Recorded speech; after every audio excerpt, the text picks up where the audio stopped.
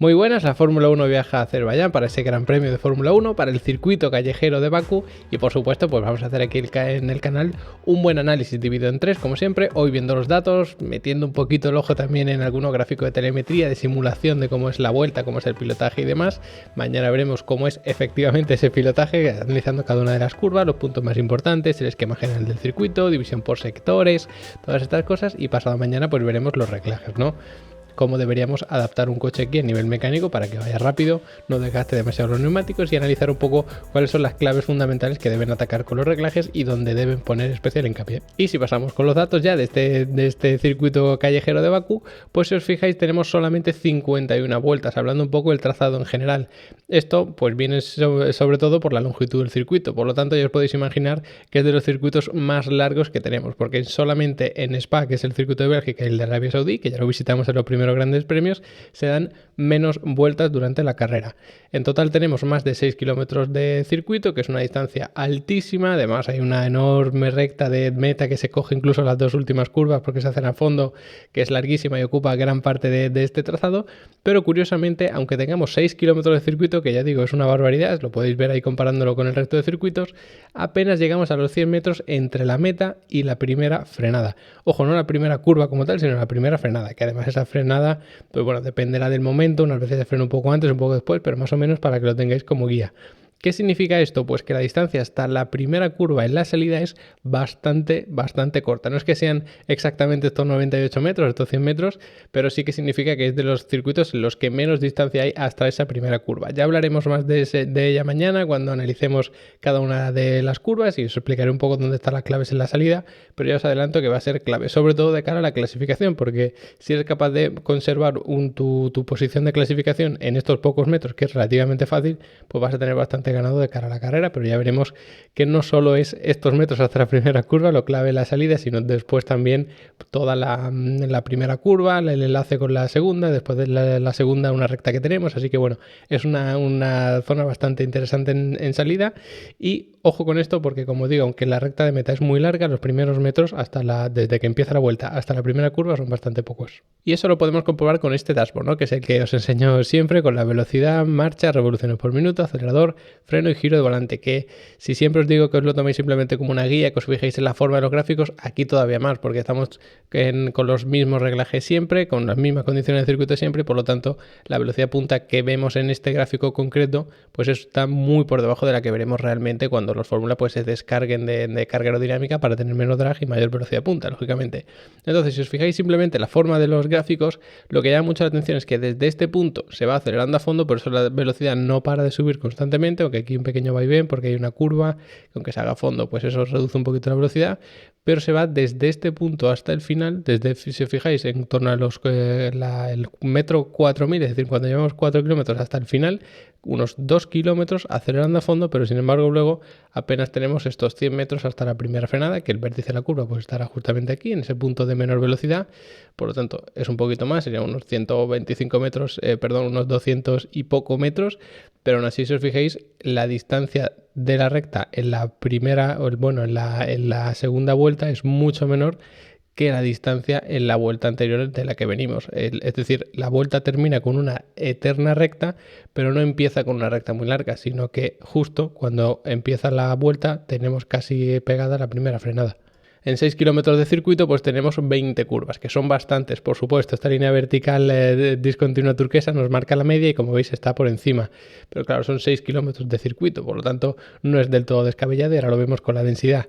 Aquí sí que tenemos el problema, cuanto a las curvas que son a izquierda y que son a derecha, porque en total tenemos 12 a izquierda y tan solo 8 a derecha, que me sería, bueno, tampoco está tan desequilibrado, solamente son 4 más un lado hacia otro, pero la clave ya no está tanto en cuántas curvas hay de un lado hacia otro, que la verdad también está bastante desequilibrado, sino realmente en el tipo de curva, que lo veremos un poco más adelante. La densidad en cuanto a cuántas curvas tenemos por cada kilómetro de circuito, pues como veis está justo en la media, 3,33. Es decir, no tenemos demasiadas curvas para la cantidad de metros que tiene el circuito, pero esto también depende mucho si son curvas largas, si son curvas cortas, es decir, si son curvas de mantener mucho rato el giro de volante metido, que ya veremos al final del vídeo que no, o si son curvas de pegar un frenazo, meter el giro de volante, enderezar y se acabó, que es como son las curvas de aquí realmente, que ahora lo vemos también con los gráficos.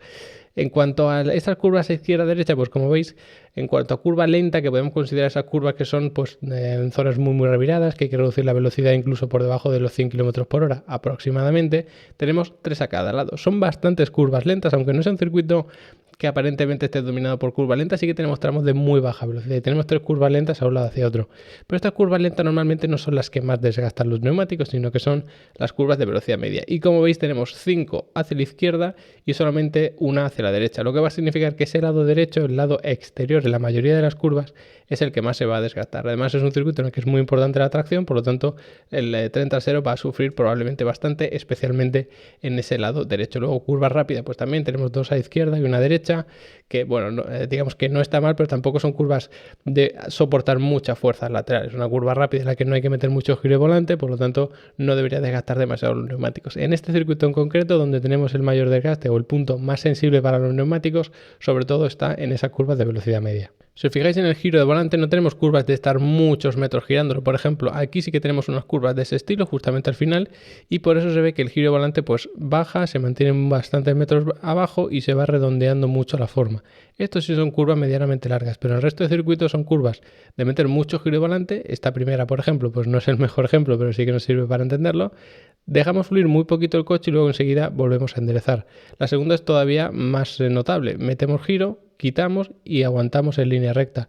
Metemos giro, quitamos y aguantamos. No son curvas de una forma muy redondeada en el gráfico del giro de volante, sino que tenemos picos hacia abajo, hacia arriba, hacia un lado, hacia otro, lógicamente, y por eso no tenemos curvas largas, lo que no va a desgastar excesivamente los neumáticos. Pero mucho ojo con ese trasero derecho, porque si os fijáis, la mayoría de curvas son hacia la izquierda y tenemos los picos del giro de volante hacia abajo. Evidentemente tenemos algún pico hacia arriba, pero la mayoría son hacia abajo. Esto es muy predominante y por lo tanto el lado derecho del coche se va a sobrecalentar y desgastar más. Para tomar tantas curvas, pues sí que hay que frenar bastante, en torno a unas 10 frenadas. Son 20 curvas, 10 frenadas, por lo tanto para la mitad hay que tocar el freno. Es un porcentaje más o menos normal, es similar a lo que teníamos por ejemplo en Barcelona, solo que con 16 curvas, 8 frenadas. Pero en cualquier caso 10 frenadas son bastantes, sobre todo porque las estamos concentrando en unos 2/3 del circuito. Ya vimos que al final del circuito eran 2 kilómetros en lo que se va acelerando a fondo, por lo tanto estamos 4 kilómetros del circuito constantemente dándole a ese pedal de freno. Y además de estas 10 frenadas, 3 son fuertes, que no hay ningún circuito que tenga más frenadas fuertes, o sea, 3 es el máximo. Cada circuito tiene una o 2 o 3 frenadas fuertes y este es de los que más tienen con esas 3 frenadas, que ahora lo vemos también con los gráficos de telemetría. Luego el porcentaje de vuelta en el que estamos frenando, ya que hay 10 frenadas, pues es bastante elevado, es un 17%, se reduce muchísimo por esos 2 últimos kilómetros de circuito en los que vamos acelerando a fondo, pero un 17% sigue siendo bastante. Aquí no se tiene en cuenta la longitud del circuito, ojo, sino el porcentaje de vuelta en tiempo que tú vas tocando ese pedal de freno, ya sea al 100% o un 20%, mientras tú lo estés tocando, este porcentaje va subiendo. Y como veis, es de los circuitos en los que más se toca este pedal de freno. ¿En qué influye eso? En que tenemos una temperatura de los frenos máxima, es decir, el pico máximo donde está el mayor riesgo de tener un sobrecalentamiento e incluso que salgan ardiendo los frenos muy elevado. Tenemos una temperatura que,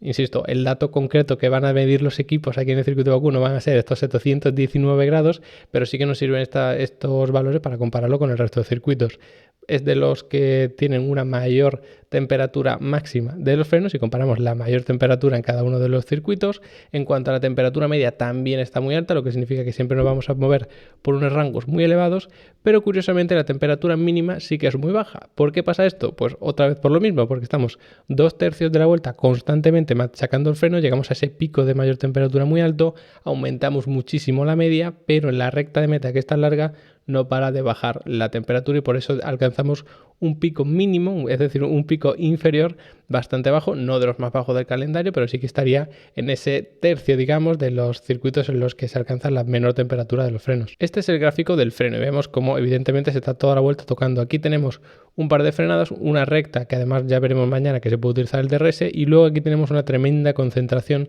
de pisar el freno. Luego pequeña recta otra vez, que no es del todo recta, porque como veis con el giro volante hay que tomar alguna curva, que en este caso son a la izquierda, y luego 2 frenadas también notablemente fuertes, no del todo fuertes, sobre todo esta última, pero sí que son de este tipo de frenada que aumentan bastante la temperatura. Y si nos fijamos en ella, en esta precisa temperatura, al principio de la vuelta, como venimos de toda esta recta en la que estamos refrigerando los frenos, pues la temperatura mínima es muy baja. pero a partir de ahí sobrecalentamos mucho en la primera frenada, no da tiempo a refrigerar, sobrecalentamos más en la segunda. Aquí hay un pequeño respiro en este tramo recto, pero luego a partir de aquí todo el segundo sector es constantemente machacando. De hecho, esto todavía forma parte de estas dos frenadas del primero, pero se alcanza un pico en este segundo sector muy alto y además no solo eso, sino que se mantiene. O sea, no hay otro circuito en el que mantengamos tanto tiempo una temperatura tan alta de los frenos. Incluso teniendo todo este tiempo para refrigerarlos, la temperatura media era de las más altas del calendario. Por lo tanto, os podéis imaginar que en este tramo intermedio del circuito, sobre todo cuando estemos en ese,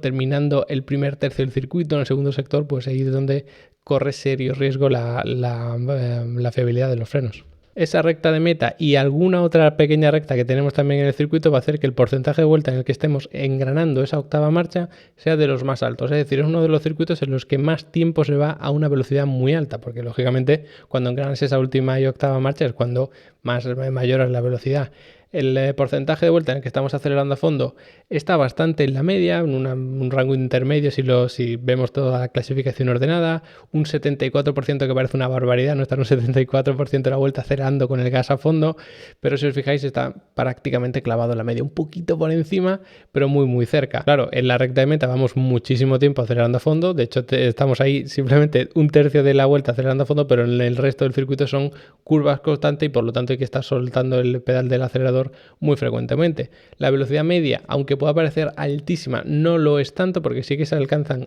velocidades espeluznantes, ¿no?, al final de esa recta, pero si lo comparamos con otros circuitos no debería ser tan alta. El problema es que estos datos están sacados, como digo, con los reglajes exactamente iguales para todos los circuitos en las mismas condiciones, por lo tanto en circuitos como este en la que la carga aerodinámica va a ser bastante baja, la velocidad media pues aumentaría, y otros circuitos en los que tendremos unos reglajes de más carga aerodinámica, pues como por ejemplo el circuito de Brasil que tenemos por encima, pues su velocidad media sí que bajaría teniendo en cuenta los reglajes, pero en el circuito puro no sería un circuito de muchísima velocidad si no fuese por esos reglajes, insisto, de que bajaran mucho la carga aerodinámica. Y luego la velocidad mínima, que es una pista que nos da de en qué punto se alcanza una velocidad muy baja. Si tenemos algún punto del circuito que sea muy revirado, pues como veis está prácticamente también en la media, justo en la mitad de la clasificación ordenada de todos los circuitos, y este punto pues lo podemos ver con los datos. Evidentemente, cuando tomamos una curva reducimos mucho su velocidad y el pico lo tendríamos en el vértice, y en ese segundo sector, que son todo curvas de 90 grados, incluso al principio del primero,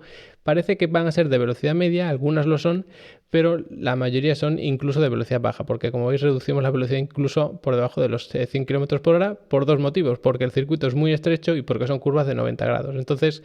eso, fomentado porque tenemos unos muros a los lados y no podemos tomarnos la licencia de expandir un poco nuestra trazada, pues hace que estas curvas se tengan que trazar a muy baja velocidad. Es complicado, por supuesto, establecer en qué punto exacto se considera una curva de velocidad media o de velocidad alta, porque también depende del pilotaje, de las condiciones y demás, pero se podrían considerar incluso